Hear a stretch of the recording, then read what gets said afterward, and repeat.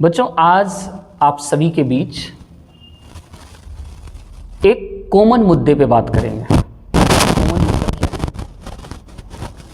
एक बच्चा जब पढ़ता है और पढ़ के जब कुछ बड़ा होता है तो धीरे धीरे उसके मन में ये सवाल उठना शुरू होता है कि हम तैयारी क्या करें, किसकी तैयारी करें। खास करके जब वो बच्चा इंटर पास कर जाता है, क्या करता है, इंटर पास करता है, तो उसके मन में सवाल उठता है हम किस क्षेत्र में जाएं। और ख़ास करके आज का मुद्दा है उन बच्चों के लिए जो इंटर पास करने के बाद जनरल कंपटीशन माना चाहता है, नॉट मेडिकल, नॉट इंजीनियरिंग। कौन सा फील्ड? General field. तो जब जनरल फील्ड में बच्चा आता है तो उसके मन में भयानक कन्फ्यूज़न होता है, हम तैयारी करें तो किसकी तैयारी करें, मेरे लिए कौन सा फील्ड बेहतर होगा। तो इस सब में सबसे ज़्यादा कन्फ्यूज़न होता है।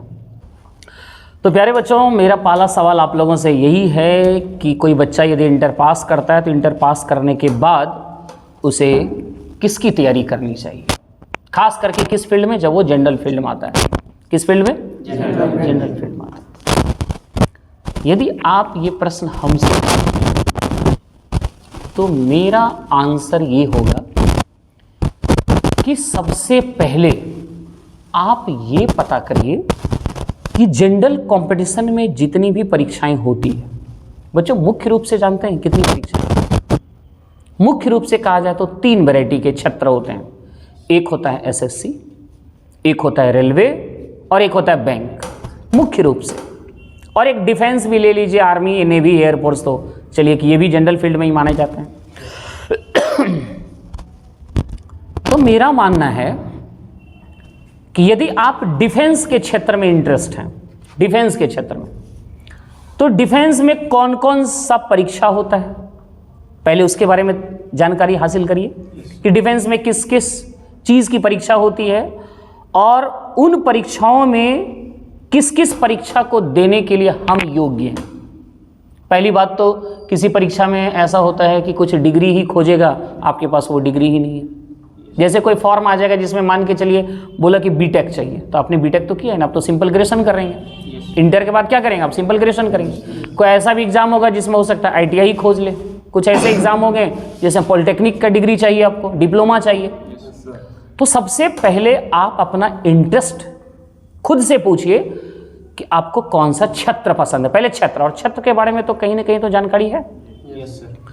पहले बच्चों को क्षेत्र पता करना चाहिए। नहीं भी जानकारी है तो पहले जानकारी जुटाइए कि कौन कौन से क्षेत्र से फॉर्म आते हैं, और फॉर्म के बारे में जानने के बाद उसके बाद जानकारी जुटाइए कि उस एग्ज़ाम में पूछा क्या क्या जाता है। उस एग्ज़ाम में पूछा क्या क्या जाता है।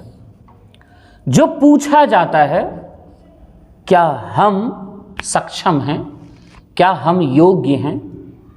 यदि आपका जवाब हाँ मिलता है तो फिर आपको तैयारी स्टार्ट कर देना चाहिए। अब इसमें बहुत सारी बातें हैं जो आप लोगों को बताना चाहेंगे हम।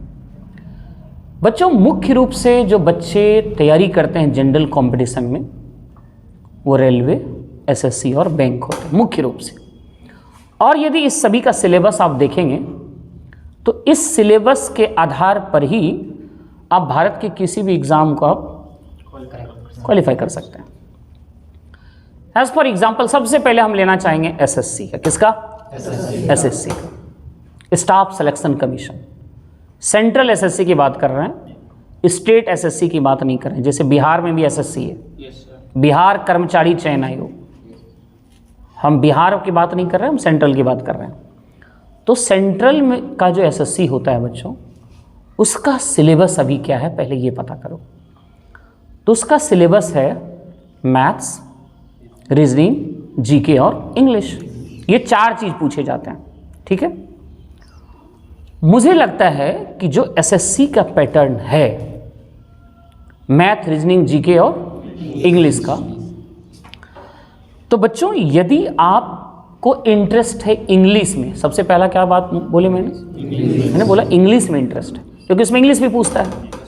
तो यदि इंग्लिश में थोड़ा बहुत भी इंटरेस्ट है आपको, तो मेरी राय ये है उन तमाम बच्चों को किसकी तैयारी करनी चाहिए? एसएससी।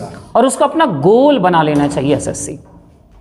जब वो गोल बना लेगा एसएससी हमें करना है, तो यकीन मानिए जब वो मैथ की तैयारी करेगा एसएससी लेवल का, और जब वो रीजनिंग की तैयारी करेगा और जीके पढ़ेगा, जीके भी पूछता है, यदि वो इस लेवल की तैयारी कर लेगा ना, तो यकीन मानिए वो रेलवे के किसी भी एग्ज़ाम को बहुत आसानी से क्रैक कर लेगा। रेलवे के एग्ज़ाम को बहुत आसानी से क्रैक कर लेगा। रेलवे में क्या पूछ रहा है? मैथ्स, रीजनिंग और जीके जीएस, यही तो पूछता है। और सबसे पहली बात तो मैंने ये कहा कि जिस बच्चे को अंग्रेजी में इंटरेस्ट है उसको एसएससी की तैयारी करना चाहिए। अब जिसको अंग्रेजी में इंटरेस्ट नहीं है वो क्या करेगा? तो वो बच्चे के लिए भी बहुत सारा ऑप्शन है। जैसे आप अपने बिहार की बात करें तो बिहार में कई एग्ज़ाम होते हैं जिसमें कई क्या मतलब किसी में भी अंग्रेजी नहीं पूछा जाता है। यहाँ तक कि आप देखिएगा तो बीपीएससी में भी, किसमें? बीपीएससी में भी नहीं पूछा जा रहा है। पूछता है क्या? नहीं पूछता।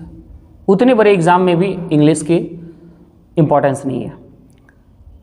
तो जो बच्चे को इंग्लिश में इंटरेस्ट नहीं है उसे स्टेट की तैयारी करनी चाहिए और सेंट्रल में रेलवे की तैयारी करनी चाहिए। किसकी? रेलवे की तैयारी। ऐसे बहुत सारे सेक्टर हैं। जैसे आपने देखा कि अपने बिहार में भी जो परीक्षा हो रही थी उसमें अंग्रेजी ऐसे पूछता है कुछ क्वेश्चन, थोड़ा बहुत। और ऐसे तो बिहार दरोगा और बिहार पुलिस में भी अंग्रेजी पूछ रहा है कि नहीं पूछ रहा है? लेकिन आप जाके पूछिए तो कितने बच्चे अंग्रेजी पढ़ के बिहार पुलिस में बैठ रहे हैं? वो सबसे पहले तो आंख मूंद के उसको इग्नोर कर देता है, हमको आएगा अभी तो नहीं बनाना है, कहानी खत्म। वो क्या करता है? इंग्लिश को छोड़ के जो बचता है जीएस पे फोकस करता है कि नहीं करता? तो बच्चों जिसकी अंग्रेजी में इंटरेस्ट नहीं है उसके लिए भी बहुत ऑप्शन है। वो चाहे तो काफ़ी एग्जाम दे सकते हैं और कई एग्जाम अपना रिजल्ट बना सकते हैं। अभी बिहार एसएससी का एग्जाम है, खैर ये सब तो ओकेजनली एग्जाम है।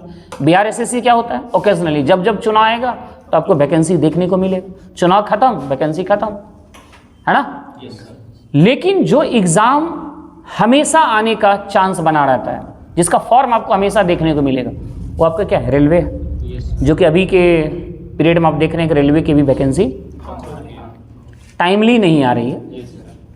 पंचवर्षीय योजना हो चुकी है जिसके प्रति आप देख रहे हैं कि काफ़ी सारे भारत देश के बच्चों ने आंदोलन भी किया था ना। और आंदोलन के बाद जो है कहीं न कहीं सरकार कुछ एक्शन ली है। तो ऐसा सुनने में आया है कि कहीं न कहीं रेलवे का भी एक कैलेंडर बना है। जैसे एसएससी का कैलेंडर बन जाता है प्रत्येक साल कब किस डेट में कौन सी एग्ज़ाम होगी, ठीक उसी तरह रेलवे ने भी अपनी कैलेंडर बना लिया और प्रत्येक 3 महीने में एग्ज़ाम लेने की संभावना है। ऐसा सरकार ने कहा, हम नहीं बोल रहे हैं। तो बच्चों आप लोगों को मैं ये बताने की कोशिश कर रहा था कि कहीं ना कहीं जिस किसी भी बच्चे को यदि लगता है कि हमें अंग्रेज़ी में प्रॉब्लम है, किस में प्रॉब्लम है?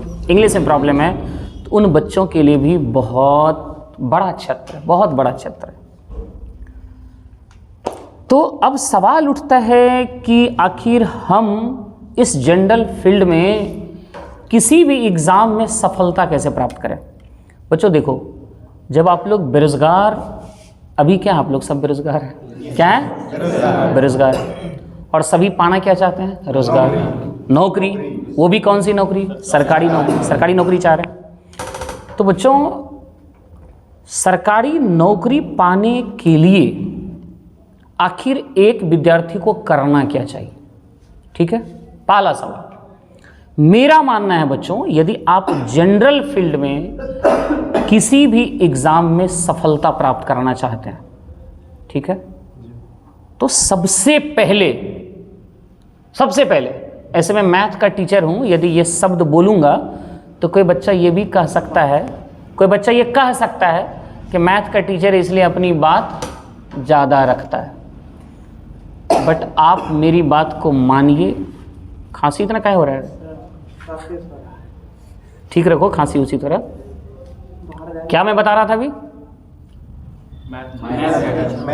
मैथ्स का टीचर हूँ। यदि मैं ये बोलूँ मैथ के बारे में तो कोई टीचर ये कहेगा कि मैथ का टीचर है तो अपनी बातें रखे जा रहा है। ठीक है, सच्चाई बोलने में यदि किसी भी इंसान को बुराई ही सुनना पड़े तो सुन लेना चाहिए, लेकिन तब भी सच्चाई बोलनी चाहिए। बच्चों, आप लोग भी मानो या ना मानो, मैं आज भी आपको डंके की चोट पर, किसकी चोट पर? डंके की चोट पर ये मैं बताना चाहूँगा कि यदि आपको जनरल कंपटीशन में रिजल्ट चाहिए, किस फील्ड में? जनरल कंपटीशन में, तो आपको सबसे पहले मैथ पे पकड़ बनाना चाहिए। किस पर? मैथ्स पर। बच्चों, यदि आपका मैथ पे पकड़ हुआ तो ये गारंटी है कि आपका रीजनिंग पे पकड़ ऑटोमेटिक हो जाएगा, स्वतः होगा। क्योंकि मैथ पकड़ होने का मतलब है कि आपको सोचने का तरीका पता चल रहा है, आपका ब्रेन जो है सोचना शुरू कर दिया, ठीक है। और जब आपका ब्रेन सोचना शुरू कर दिया तभी तो तर्क भी लगाएगा, वो तभी तो तर्क लगा सकता है। तो मैथ अच्छा होने का मतलब है कि रीजनिंग ऑटोमेटिक क्या होता है, आपका अच्छा होना ही होना है। और मैथ और रीजनिंग जब अच्छा हो गया तो तीसरा चीज बचता है बच्चों, जीके, जनरल नॉलेज। मेरे प्यारे बच्चों, मेरा मानना है, ठीक है, जीके वाले टीचर काश यदि इस चीज़ को सुनेंगे तो हो सकता है गाली भी देंगे। मेरा मानना है कि जो बच्चा रेलवे की तैयारी करता है, जो बच्चा एसएससी की तैयारी करता है, मतलब जनरल में जो भी एग्ज़ाम आता है, यदि उस सभी की आप तैयारी कर रहे हैं और उसमें यदि जीके पूछ रहा है, तो आपको जीके किसी भी टीचर के पास जाने की ज़रूरत नहीं है, किसी भी टीचर के पास जाने की ज़रूरत नहीं है। तो कोई कहेंगे तो फिर आप मैथ पढ़ाते हैं, आपके पास जाने की क्या ज़रूरत है? हम आपको ये भी बता देते हैं कि आप मेरे पास भी मत आइए। आज के डेट में बच्चों को यदि मैथ की ज़रूरत नहीं है तो उसे मैथ भी पढ़ने नहीं जाना चाहिए। बच्चों, मैथ का ट्यूशन जानते हैं क्यों पढ़ना चाहिए? इसके पीछे भी तर्क है। हम कह रहे हैं कि जनरल कॉम्पिटिशन की तैयारी करने वाले जितने भी बच्चे हैं उन सभी को जीके नहीं पढ़ना चाहिए। क्यों नहीं पढ़ना चाहिए, वो भी रीजन बता रहे हैं। और पढ़ ही लिए तो क्या हानि और क्या फायदा, हम सब बात बताते हैं आपको। और मैथ पढ़ना भी क्यों चाहिए? मैथ इसलिए पढ़ना चाहिए बच्चों कि आप के जनरल फील्ड में जो मैथ पूछा जाता है उसका आधार क्या है, उसका बेस क्या है? उसका बेस है 9th-10th का सिलेबस। क्या बच्चों? 9th-10th का सिलेबस। ऐसा कोई टॉपिक बताओ जब हम चैप्टर लिखाते हैं, number system, ratio, percentage, profit and loss, average, alligation, कुछ भी, कोई भी चैप्टर आप बताओ, क्या आपने 9th-10th में पढ़ाई कि नहीं पढ़ा? बिल्कुल पढ़ा। आधार तो वही है ना। हम और आप 9th-10th में कैसे पढ़ते थे? कोई भी क्वेश्चन को बनाते थे, माना एक्स, प्रश्नानुसार, पूरा डिटेल बनाते थे। कैसे बनाते थे? पूरा डिटेल। लेकिन जनरल कंपटीशन क्या डिमांड कर रही है? पूरा डिटेल। वो कहता है डायरेक्ट उत्तर मार, फास्ट उत्तर लगाओ। हाँ, तो फास्ट उत्तर कैसे लगेगा? क्या जो प्रोसेस, जो तरीका हम बचपन से जिस शिक्षक से पढ़ के आए, क्या वही तरीका अप्लाई करेंगे तो आप फास्ट हो पाएंगे कभी? बच्चों, बस ये नया तरीका सीखने के लिए एक टीचर की आवश्यकता है, उसके अलावा कोई आवश्यकता नहीं। मेरी भी कोई जरूरत नहीं, कोई जरूरत नहीं किसी बच्चे को नहीं।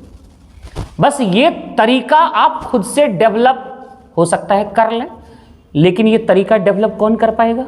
शॉर्ट तरीका। जो बच्चे बहुत ब्रिलियंट होंगे वही कर पाएगा। लेकिन कितने बच्चे बहुत ब्रिलियंट होते हैं? बहुत कम।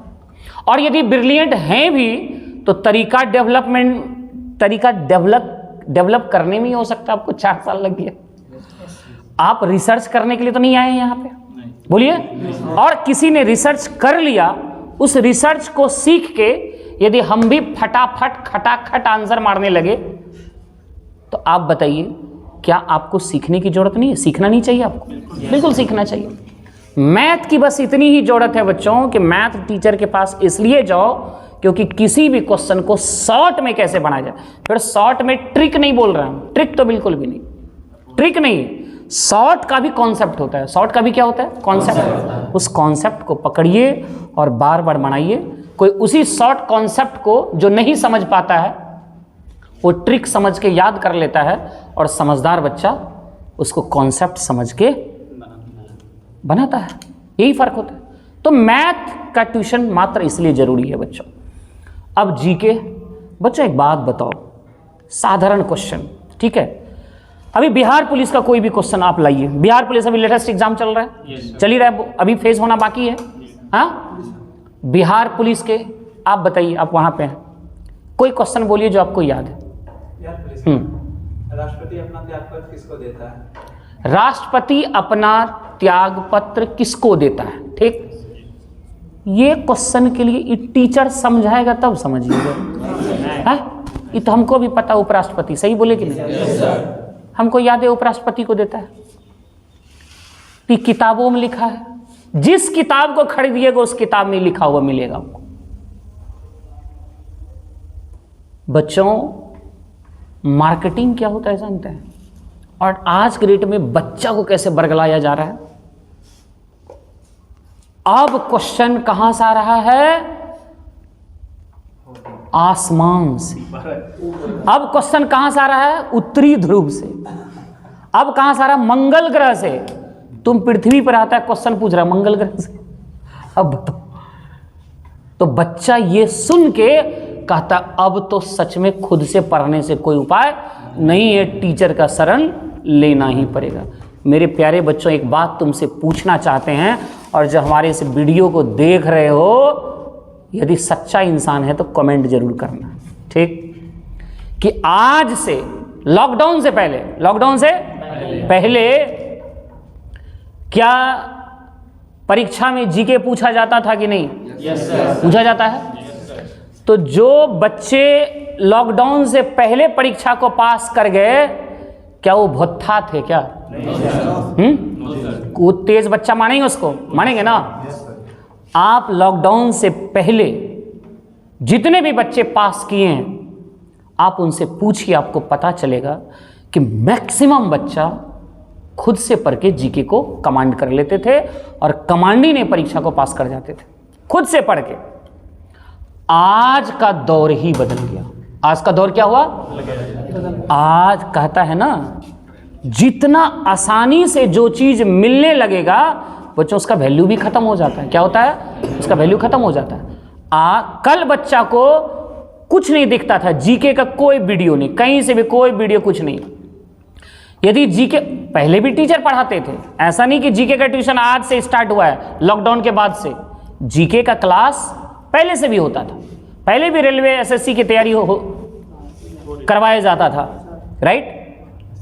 लॉकडाउन से पहले भी जीके का क्लास होता था, लेकिन जितने भी पढ़ने वाले बच्चे थे, रिजल्ट देने वाले बच्चे हैं, वो जीके के क्लास को ज्वाइन नहीं करता था। ये सच्चाई है। आप मेरे बात पे यकीन नहीं कर रहे हैं तो उस जमाने के पढ़ने वाले कोई सिंसियर बच्चे हैं तो आप उनसे पूछिएगा, आप जीके का ट्यूशन पढ़ते थे या खुद से पढ़ते थे? बच्चों, आज आप क्या कर रहे हैं? इतने सारे टीचर आज यूट्यूब पर हो गए हैं, इतने सारे टीचर कि खुद बच्चे कंफ्यूज्ड हो रहे हैं। बच्चा जीके का ये लेक्चर देखा इस टीचर से, अगला लेक्चर किसी और टीचर से, अगला लेक्चर किसी और टीचर से, और बिना खुद पढ़े डायरेक्ट कहाँ जाता है? यूट्यूब को सर्च मारता है। बच्चों, मैं आज के इस यूट्यूब की पढ़ाई का क्रेडिट और यूट्यूब का 100% निगेटिव नहीं बता रहा हूँ। कहते हैं ना, दुनिया में हर चीज़ में पॉजिटिव है और नेगेटिव है, दोनों चीज़ है। मेरा कहने का ये तात्पर्य है बच्चों कि सबसे पहले आप जीके खुद से पढ़ो। कैसे पढ़ो? खुद से पढ़ो। खुद से पढ़ने के बाद सपोज करिए आपको कुछ चीज़ समझ में नहीं आया, तो जो चीज़ समझ में नहीं आया, आज के ज़माने में तो सभी बच्चे गूगल सर्च करते हैं। आप गूगल सर्च करिए और यूट्यूब पर वही टॉपिक मारिए। फ़ायदा तो ऐसे उठाना चाहिए ना। यूट्यूब पर टॉपिक मारें और वो टॉपिक का एक नहीं, हमको लगता है हज़ारों वीडियो आपके सामने आएगा, और आप उस वीडियो को देखिए। क्या लगता है उस वीडियो को देख कर आप समझ नहीं पाएंगे? और यदि उस वीडियो को देख कर आप समझ में नहीं आ रहा है आपको, तो फिर आप ट्यूशन जाएंगे तो इसकी क्या गारंटी है कि आपको समझ में आ जाएगा? कोई गारंटी नहीं है। तो बच्चों, मेरा मानना है कि आज के डेट में बच्चों को जीके में ट्यूशन जा के समय बर्बाद नहीं करना चाहिए। अब यदि किसी बच्चे को ट्यूशन जाने का शौक ही है कि सर हम बहुत चीज़ नहीं समझते हैं, हम चाहते हैं हम एक टीचर के पास जाएं, हम कंप्लीट जीके पढ़ें, हम जीके बेहतर बनाना चाहते हैं और समझ के पढ़ना चाहते हैं, तो यहाँ पर मेरा आंसर होगा आप बेशक जाइए, आप जाइए, लेकिन सिर्फ जाने से तो कुछ नहीं होगा, नहीं होगा ना। जीके एक ऐसा चीज़ है बच्चों कि जिसमें इंटरेस्ट नहीं हो, बोरिंग चीज़ है। क्या हो? बोरिंग चीज़ है। यदि टीचर के पास आप जाएंगे तो हो सकता है वो टीचर आपको क्या करेगा? इंटरेस्टिंग बनाएगा। उस जीके को क्या करेगा? इंटरेस्टिंग बनाएगा। लेकिन जीके इंटरेस्टिंग टीचर तो बना दिया, लेकिन उसके बाद आप उस चीज़ को नहीं पढ़िए, आप रिवीजन नहीं करिए, गारंटी आप भूल जाइएगा, गारंटी भूल जाइएगा। क्यों जानते हैं यहाँ क्यों भूलने का चांस बहुत ज़्यादा है? क्योंकि इस जीके में कोई कॉन्सेप्ट ही नहीं है। राष्ट्रपति उपराष्ट्रपति को ही त्याग पत्र देगा, इसके पीछे का क्या कॉन्सेप्ट है? हाँ, वो प्रधानमंत्री को भी दे सकते थे। कोई कॉन्सेप्ट है क्या? कोई लॉजिक है? कोई प्रूफ किया हुआ चीज है क्या? संविधान का कानून बन गया, कानून है वो, नियम बन चुका है, नियम के अनुसार से चलना है। उस नियम को आपको क्या करना है? याद करना है। और आप लोगों से पूछना चाहते हैं, ईमानदारी से जवाब दीजिएगा आप लोग, क्या आप लोग कभी लुसेंट पढ़ने की कोशिश किए? लुसेंट क्या पढ़ते हैं तो बिल्कुल ही समझ में नहीं आता है। आपको हम बता देते हैं, यदि एक पेज में आप लुसेंट लाइए, एक पेज में यदि 50 जीके, कितना जीके? 50, तो बच्चों इतना गारंटी है कि एक भत्था भी रहेगा तो उसको 10 ठो समझ में आ ही जाएगा। कम से कम कुछ समझ में नहीं आया तो ये तो समझ में आया कि बीरबल का जन्म कब हुआ था, अकबर किस वंश के थे, क्या ये भी समझना है क्या? किसके पीछे का क्या लॉजिक है, किसी वंश में था, ये कौन सा बात हुआ? तो बेवकूफ से बेवकूफ बच्चा भी एक पेज में 10 प्रश्न तो वो याद कर ही लेगा। बच्चों आज 10 याद किए, बाद बाकी हमको 40 समझ में नहीं आया। आपको मैं गारंटी देता हूं, आप ये 10-10 क्वेश्चन ही खोजिए एक एक पेज से, एकदम आसान आसान क्वेश्चन को आप जो बुझा गया उसका नाम याद कर लीजिए। फिर सेकेंड राउंड में आइए, जब ये 10-10 करके आपको याद हो जाएगा ना, तो आपका एक पकड़ बनेगा, एक अंडरस्टैंडिंग बनेगा, आपके पास एक इफिशियंसी बढ़ जाएगा। और उस इफिशियंसी के आधार पर जब आप अगला बार फिर उसी पेज को पढ़ेंगे तो 5 क्वेश्चन और एक्स्ट्रा आपको समझ में आने लगेगा और आएगा। और ये प्रक्रिया जब बार बार खुद से करेंगे ना, तो ये खुद का मेहनत है। ये किसका मेहनत हो रहा है अभी? खुद का मेहनत। और खुद के मेहनत से जो ताकत पैदा होता है ना, वो किसी के द्वारा दिए गए से पैदा नहीं हो सकता है, नहीं हो सकता है। ये सच्चाई है। सर फ़ोन तो मतलब पढ़ाई से डिस्ट्रैक्ट करने के लिए एक चीज़ है, बट उसमें जो स्पेशल चीज़ है वो है सोशल मीडिया। सोशल मीडिया जो है वो पढ़ाई से बहुत ज़्यादा विचलित करता है मन को। और अगर हम अपने फ़ोन में सोशल मीडिया ऐप ना रखें, जैसे कोई भी व्हाट्सएप, इंस्टाग्राम, ट्विटर, फेसबुक वगैरह सब, अगर ये सब कुछ ना रखें तो हो सकता है कि हम उसमें से कुछ अच्छे कंटेंट देख सकें। जैसे कि यूट्यूब में बहुत सारे अच्छे कंटेंट जो है भरे पड़े हैं, बहुत सारे क्लास, जीके के, इंग्लिश के, मैथ्स के, मतलब बहुत सारे क्लास भरे पड़े हैं। अगर हम यूट्यूब में इस अच्छे कंटेंट को देखें तो यूट्यूब भी हमें उस अच्छे कंटेंट को ही दिखाएगा। अगर उसमें हम कुछ रील भी देख रहे हैं तो उसमें कुछ पढ़ाई से रिलेटेड या अच्छे कंटेंट ही आएंगे। तो उसमें मतलब ऐसा कुछ तो नहीं आ सकता है कि यूट्यूब में कि हम सोशल मीडिया जैसे कि मैसेज आया किसी का या फिर कुछ और वगैरह वगैरह, वो सब नहीं आ सकता है। तो हम सिर्फ फ़ोन को दोष नहीं दे सकते हैं, उसमें दोष दे सकते हैं हम सोशल मीडिया ऐप को, जिससे हम बहुत सारा मतलब विचलित होते हैं। तो हम इसमें बहुत सारे मतलब ऐप भी हैं, हम ऑनलाइन क्लास भी कर सकते हैं सही से बैठ के, अच्छे से, पॉजिटिव चीज़ है। ऑनलाइन क्लास कर सकते हैं हम, यूट्यूब से बहुत सारे अच्छे कंटेंट दे सकते हैं। तो इस प्रकार ये मतलब एक अच्छा चीज़ है फ़ोन। लेकिन अगर हम उसमें सोशल मीडिया ऐप रखते हैं, कुछ और भी रखते हैं, या फिर किसी का नंबर भी हो सकता है, अगर वो रखते हैं तो ये फ़ोन हमारे लिए ख़राब चीज़ है, बहुत बेकार चीज़ है। डिपेंड करता है आप उसको कैसे यूज़ करते हैं। हाँ, डिपेंड करता है कि हम उसको किस तरह से यूज़ करते हैं, हम सोशल मीडिया ऐप यूज़ करते हैं या नहीं करते हैं, बस इस तरह से। हम लोग घर में जहर भी रखते हैं। यस सर, हम लोग के घर में जहर भी है। अब कोई उस जहर को खा लिया तो जहर दोषी का आप दोषी है। सिंपल सी बात है ना। Yes sir. उस जहर को हम लोग खेत में भी यूज करते हैं कीड़ा को मारने के लिए। हाँ, घर में बहुत जगह यूज करते हैं जिससे कि कुछ कीड़ा उड़ा मारने के लिए। अब कोई इंसान उस दवाई को खुद ही खा लिया तो दवाई रिस्पॉन्सिबल नहीं है, रिस्पॉन्सिबल आप है या नहीं है? आज के डेट में सर मोबाइल 100% जो है कि वो स्टूडेंट्स के लिए लाभदायक है। लाभदायक 100%। Yes sir. वाह, बशर्ते कि स्टूडेंट उसको किस तरीके से यूज़ कर रहा है, पढ़ाई के क्षेत्र में कर रहा है या फिर अपने इंटरटेनमेंट के क्षेत्र में उसको यूज़ कर रहा है। मोबाइल में बहुत सारे सर के वीडियो आते हैं, जीके का, मैथ का, रीजनिंग का, वो देख के आप पढ़ाई कर सकते हैं अपना। और यदि आप इंटरटेनमेंट करना चाहते हैं, बहुत सारा रील इंस्टाग्राम, फेसबुक, ट्विटर बहुत आते रहता है, उस पर आप देख सकते हैं, रील भी देख सकते हैं। वो आपके ऊपर निर्भर करता है कि आप उसको किस तरीके से यूज़ करते हैं। सर जैसे कि सर हर सिक्के के दो पहलू होते हैं, वैसे भी सर यहाँ पे भी दो पहलू हैं। इनके मोबाइल के भी सर दो पहलू है, प्रो है, कॉन्स है। इनका सर प्रो बहुत सारे हैं। आज भी कई सारे ऐसे बच्चे हैं जो शहर जाकर, अच्छी जगह जाकर पढ़ाई नहीं कर पाते हैं, वो आज घर बैठे मोबाइल के थ्रू पढ़ पा रहे हैं और आगे बढ़ पा रहे हैं। और इनके सारे सर बहुत सारे कॉन्स हैं सर।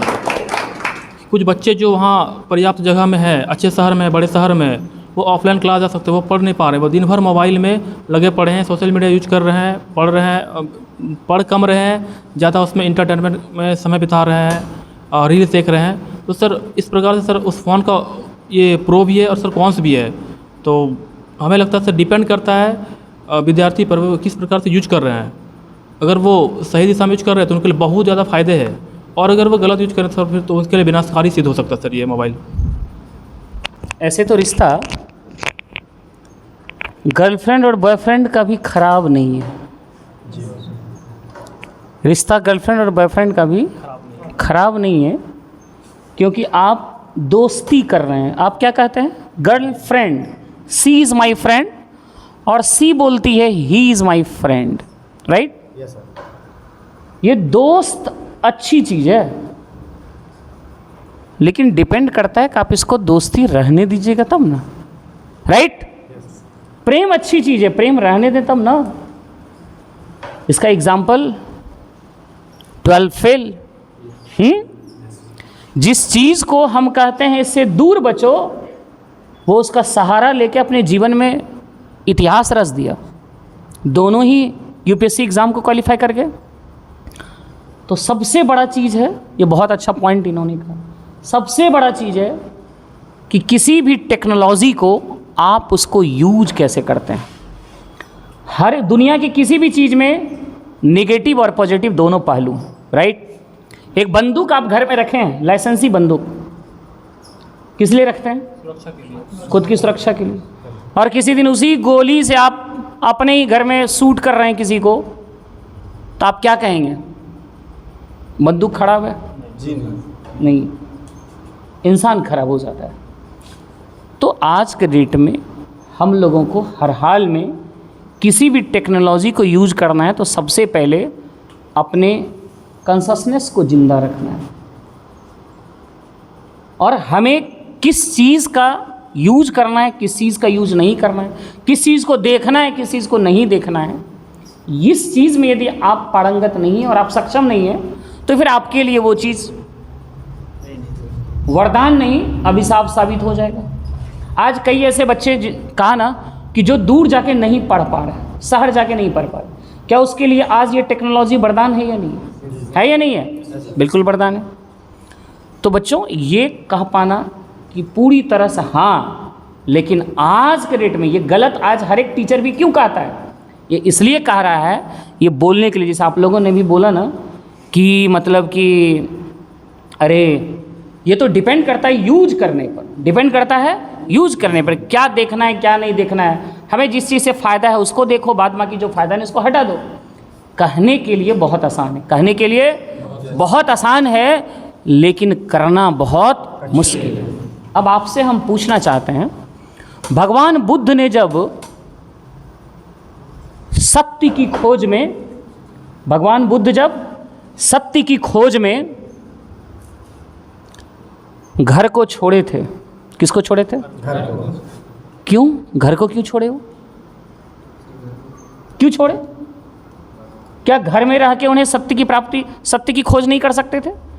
क्या उन्हें साधना में निपुणता नहीं आ सकती थी? बोलिए, उन्होंने घर क्यों छोड़ा? उन्होंने घर इसलिए छोड़ा, मैं चाहता हूं कि इन सब से बचूं, मैं चाहता हूं कि इन सब से बचूं, लेकिन वो हमारे पास आसपास जब रहेंगे तो चाह के भी हम उससे, उस माया से नहीं बच पाए। जब मेरा बच्चा रोएगा तो मेरा ध्यान उस बच्चे पे चला जाएगा, मेरी पत्नी रोएगी तो मेरा ध्यान पत्नी पे चला जाएगा, तो ये मोह माया से मैं नहीं बच पाऊंगा। ऐसे इंसान चाह ले तो कुछ भी संभव है, कुछ भी संभव है। वो वहाँ रह के भी, कई हमारे देश के ऋषि मुनियों ने अपने परिवार के साथ रह के भी संत बने, परमात्मा को प्राप्त किए, लेकिन ये सभी से संभव नहीं हो, सभी से संभव नहीं। कहना आसान है लेकिन करना बहुत मुश्किल है, बहुत मुश्किल। ठीक वैसे ही बच्चों, आज हम लोग आसानी से बोल लेते हैं कि कहीं ना कहीं हमको इस चीज़ से बच के रहना चाहिए, लेकिन क्या बचना इतना आसान है क्या? जी नहीं। आपके मोबाइल पे एक टीचर का वीडियो आ रहा है और उसी समय एक खूबसूरत लड़की का वीडियो आ जाए, यकीनन 99% लड़का लड़की का वीडियो देखेगा, हाँ या ना बोलो? बिल्कुल देखेगा। तो हम इसी चीज़ से तो अपने आप को बचाना चाहते हैं। तो बच्चों, आज मजबूरी है, हर किसी के हाथ में मोबाइल आ गया है और आप इससे बच के अब नहीं रह सकते। आप मोबाइल अपने आप को नहीं हटा सकते हैं। तो कहीं ना कहीं आज आप तमाम बच्चों के लिए ये बहुत बड़ा चैलेंज, क्या है? बहुत बड़ा चैलेंज है कि कैसे इन सब के, जैसे भगवान बुद्ध ने तो घर छोड़ के सत्य को खोज लिया, आपके पास चैलेंज है उन्हीं माया में रह के सत्य को खोजना है। तो आपके लिए और चैलेंज है या नहीं है? आप लोगों के लिए और चैलेंज है, और इस चैलेंज पर हर हाल में आप सभी को खड़ा उतरना पड़ेगा किसी भी कीमत में। राइट बच्चों? तो आज का टॉपिक बच्चों आप लोगों से रिलेटेड था, तैयारी कैसे करें, किस चीज़ में किसको क्या करना चाहिए, और साथ ही साथ आज के डेट में मोबाइल का क्या योगदान है बच्चों के लिए। आप सभी ने इसके कुछ पॉजिटिव बातों को रखा और कुछ निगेटिव बातों को रखा, लेकिन इन सभी से ऊपर हम सब का मकसद है कि येन केन प्रकारन सफलता, क्या है? सक्सेस। यदि सफलता लेने में हमारे मोबाइल की कोई ज़रूरत नहीं है तो मोबाइल को आज ही गंगा जी में प्रवेश कर दिया जाए, और यदि इससे हमें कुछ फ़ायदा मिल रहा है तो हम उसको क्या करें? अपने समझदारी के साथ उसका यूज करें। समझदारी हमेशा जिंदा रखना है। समझदारी हटी, दुर्घटना घटी। पल पल डेगे डेग पर बच्चों गजब गजब चीज़ आता है, वीडियो नहीं आता है, और उस चीज़ से बच के रहना है। और यदि उस चीज़ से बच गए तो आप भी इसी माया में भगवान बुद्ध साबित हो जाएंगे, है कि नहीं है? तो चलो बच्चों, और आप सभी बच्चों जो भी इस वीडियो को देख रहे होंगे उन सबको भी कहना चाहेंगे कि आज के इस मुद्दे पर जो बातचीत हुई बच्चों के द्वारा, कुछ मैंने भी रखा, आप सब भी क्या सोचते हैं कमेंट ज़रूर करिएगा, और आपका कमेंट का इंतज़ार रहेगा। Thank you so much.